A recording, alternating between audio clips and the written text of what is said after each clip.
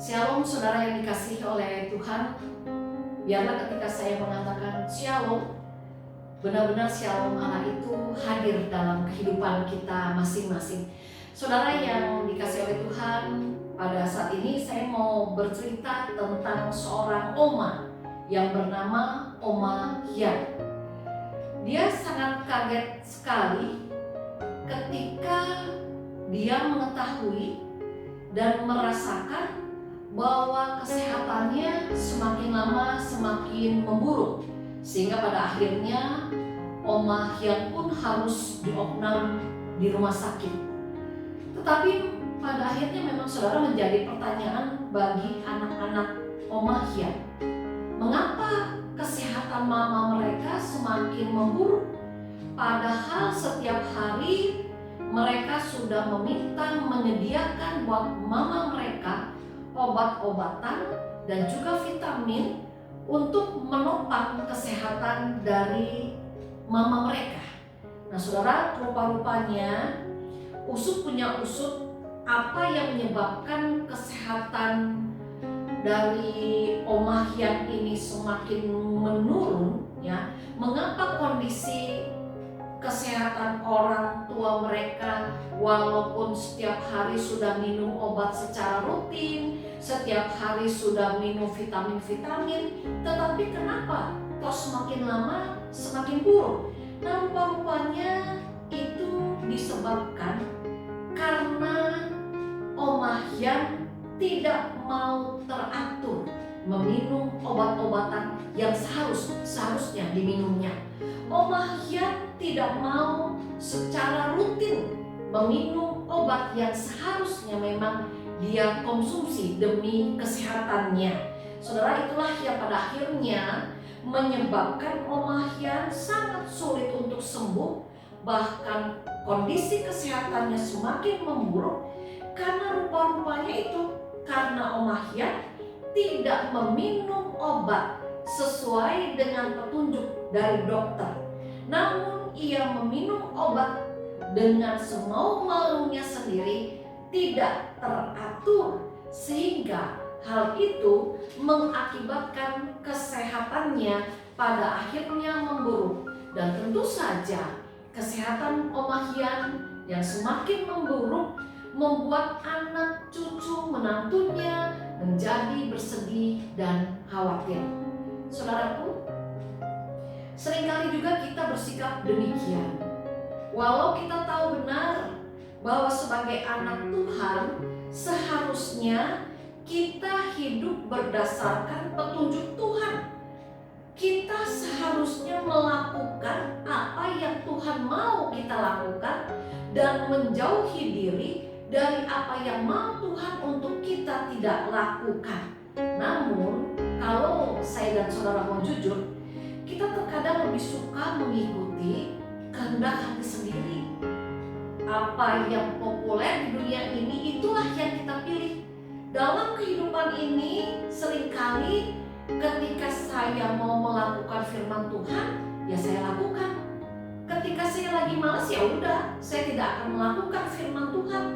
Sehingga pada akhirnya saudara, disadari atau tidak, karena keengganan saya dan saudara untuk melakukan firman Tuhan dengan baik, karena kehidupan saudara dan saya yang tidak mau sungguh-sungguh mengikuti apa yang menjadi kehendak Tuhan, pada akhirnya itu berdampak buruk buat diri kita sendiri pun berdampak buruk bagi sesama. Dan akhirnya kita pun gagal. Gagal untuk apa? Gagal untuk menjadi saksinya. Bahkan mungkin saya dan saudara menyebabkan orang lain menjadi kesal, menjadi enggan untuk berelasi dengan kita karena hidup kita yang tidak sesuai dengan firman Allah, karena hidup kita yang tidak beres sebagai anak-anak Allah. Saudara, pada saat ini kita mau diingatkan, jika kita ingin menjadi orang Kristen yang sehat, jika kita ingin menjadi orang Kristen yang baik, yang dapat menjadi saksinya seperti yang Tuhan Yesus kehendaki, marilah kita ikuti apa yang menjadi aturannya Tuhan. Marilah kita ikuti apa yang menjadi kehendaknya, agar dalam masa kehidupan kita saat ini, kita tetap dapat berbuah dan menjadi saksi cintanya melalui segenap kehidupan kita, yaitu dengan kita melakukan apa yang Tuhan mau kita kerjakan. Pada hari ini kita akan membaca firman Tuhan dari kitab Matius 6 ayat 31 sampai dengan ayat yang ke-33, yang demikian firman Tuhan. Sebab itu janganlah kamu khawatir dan berkata, apakah yang akan kami makan, apakah yang akan kami minum, apakah yang akan kami pakai. Semua itu dicari bangsa-bangsa yang tidak mengenal Allah. Akan tetapi Bapamu yang di sorga tahu bahwa kamu memerlukan semuanya itu. Tetapi carilah dahulu kerajaan Allah dan kebenarannya, maka semuanya itu akan ditambahkan kepadamu. Sebab itu janganlah kamu khawatir akan hari besok, karena hari besok mempunyai kesusahannya sendiri. Kesusahan sehari cukuplah untuk sehari. Saudara yang dikasihi oleh Tuhan, firman Tuhan pada hari ini mengingatkan, kalau kita mau menjadi saksi kuasa kasih Tuhan, marilah dalam kehidupan ini kita menjadikan Tuhan Yesus sebagai Tuhan dan Tuhan atas kehidupan kita. Maka kita pun akan mengalami suasana damai, suasana tenang, suasana nyaman, suasana penuh bahagia yang asalnya dari Tuhan sendiri. Marilah dalam kehidupan ini, saudara dan saya, kalau kita ingin Tuhan menambahkan segala sesuatunya untuk kehidupan kita, kalau kita rindu Tuhan menambahkan segala sesuatunya dan lebih memampukan kita untuk menjadi saksi cintanya, ikuti apa yang dikatakan dalam Matius 6 ayat yang ke-33. Tetapi carilah dahulu kerajaan Allah dan kebenarannya, maka semuanya itu akan ditambahkan kepadamu. Saudara, marilah kita mencari kerajaan Allah dan kebenarannya dengan cara melakukan apapun yang jadi kehendaknya atas hidup kita.